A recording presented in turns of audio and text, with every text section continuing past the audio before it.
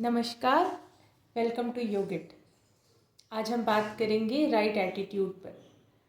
जैसे कि मैं कुछ दिनों से आपसे क्वेश्चंस कर रही हूँ कि ABCD में C क्या है, और मैंने आपको वहाँ मेंशन किया था A is attitude, B is birth, D is death, then what is C।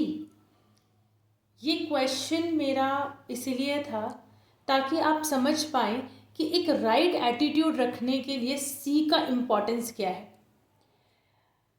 Birth और डेथ जो कि हमारे कंट्रोल में बिल्कुल नहीं है, लेकिन सी हमारे कंट्रोल में है। कैसे? क्योंकि सी स्टैंड करता है हमारी चॉइसेस के लिए। हम लाइफ में जैसी चॉइसेस लेते हैं उसी हिसाब से हम अपने एटीट्यूड रखते हैं। अगर हम लाइफ में हमारी थिंकिंग ही गलत है तो डेफिनेटली हमारी चॉइसेस गलत होगी और डेफिनेटली हमारा एटीट्यूड गलत होगा टूवर्ड्स लाइफ। एक छोटा सा एग्जाम्पल से मैं समझाने की कोशिश करती हूँ। एक गांव की औरत जो अपने सर पे 4 घड़े रख के चल रही है और एक तरफ में उसके हाथ में एक छोटा बच्चा है और वो एक छोटी पगडंडी से जा रही है। उस छोटी पगडंडी से जाते हुए उसे इस चीज़ का डर नहीं होता कि अगर मटके गिरे तो क्या होगा, लेकिन उसकी प्रायोरिटी होती है उसका अपना बच्चा, कि मेरे बच्चा नहीं गिरना चाहिए, मटका गिरे तो गिरे। सो यहाँ पे जो बच्चा है वो स्टैंड करता है आपके माइंड के लिए, और जो घड़े जो 4 एक के ऊपर एक के ऊपर एक उसने रखे हैं वो स्टैंड करते हैं आपके कॉन्फ्लिक्ट्स, आपके डिसीजन मेकिंग, आपके लाइफ के situation, circumstances, life event, right. तो अभी इसको समझिए कि लाइफ में ये चीज़ें चाहे कितनी भी अप एंड डाउन चलती रहें, लेकिन आपकी प्रायोरिटी यहाँ पे क्या होना चाहिए? आपका थिंकिंग, जो कि कहाँ से आता है? आपके माइंड से। अगर आपकी थिंकिंग, आपका माइंड सही चल रहा है तो आप अपनी लाइफ के कोई भी सर्कमस्टेंसेस, कोई भी सिचुएशन को अच्छे से हैंडल कर लेंगे। जैसे कि उसके मटके टूटने से उसे कोई फ़र्क नहीं पड़ेगा, लेकिन क्या वो अपने बच्चे को खो सकती है? नहीं। एग्जैक्टली वैसे ही हमें अपने माइंड को सही जगह रखना है, बाकी सारी चीज़ें ऑटोमेटिकली अपनी जगह पे आ जाएगी।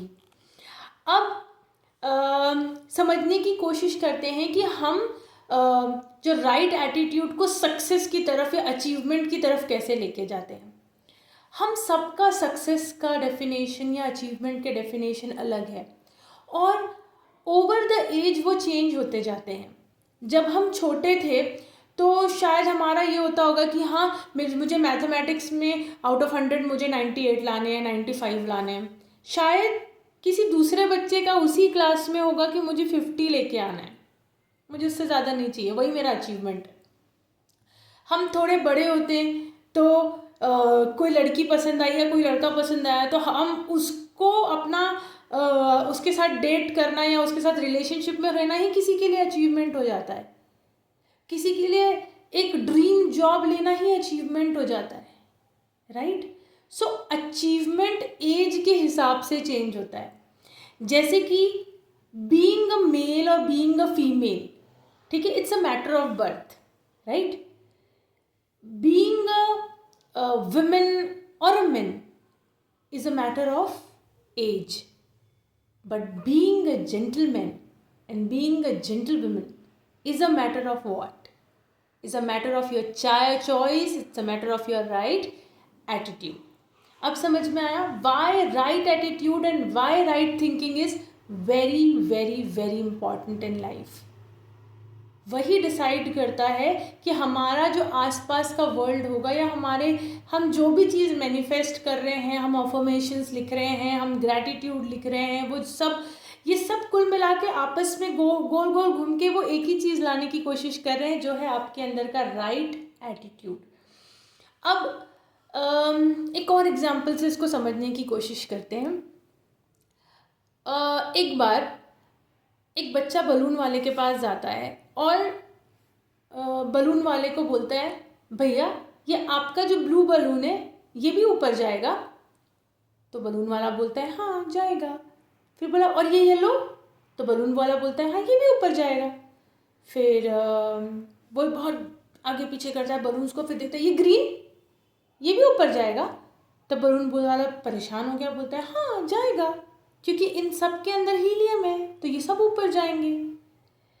सो you need to understand colours कैसे भी हो, मतलब आपकी पर्सनालिटी टाइप कैसा भी हो, आपका आउटर शेल कैसा भी हो, ठीक है, आपके बाल अच्छे हैं या नहीं, आप अच्छे दिखते हो या नहीं, आप अच्छे कपड़े पहनते हो या नहीं, आप अच्छे से उठते बैठते हो या नहीं, ये आपको ऊपर ले जाने में हेल्प नहीं करता। मतलब blue, black, yellow, red, green कोई भी कलर बलून को ऊपर लेके नहीं जाता।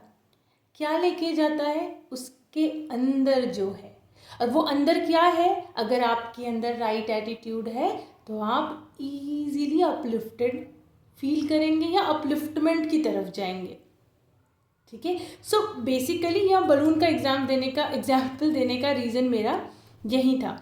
अब मैंने एक बीके शिवानी जी का पॉडकास्ट सुना था, और मैं उनके एक जो भारतीय संस्कृति के ऊपर उन्होंने एक बहुत ही ब्यूटीफुल सी बात कही है कि संकल्प से सृष्टि बनती है, जो हमारी संस्कृति में बहुत पहले से आ रहा है। ना जाने आज कितने सारे ऑथर्स इस पे लिख रहे हैं।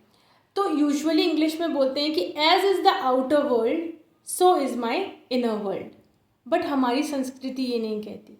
हमारी संस्कृति कहती है अगर आपका संकल्प है सो आप अपनी सृष्टि बनाएंगे उस हिसाब से। सो हमारी संस्कृति कहती है कि सो is my inner world, sorry, truth is as is the inner world so is my outer world, okay। सो जैसा हमारा मन वैसी हमारी सृष्टि होगी। अगर हमारे मन में कपट है तो हमारे आँखों से, हमारे मन से हमको सब कपटी ही दिखेंगे। लेकिन अगर हमारा मन साफ है, अगर हमारे अंदर करुणा है, दया है, तो हमें लोग भी वैसे ही मिलेंगे। तो आई होप आज मैंने आपको एक बेसिक छोटा सा ओवरव्यू जो राइट एटीट्यूड का दिया है वो समझ में आया होगा। और मैं इस बारे में बात करूँगी कि राइट एटीट्यूड लाने के लिए हमें क्या करने की ज़रूरत है। तो जुड़े रहिए ऐसे ही योगिट के साथ, और मिलते हैं अब अपने नेक्स्ट वीडियो में। प्रणाम। Have a beautiful day to you. Thank you.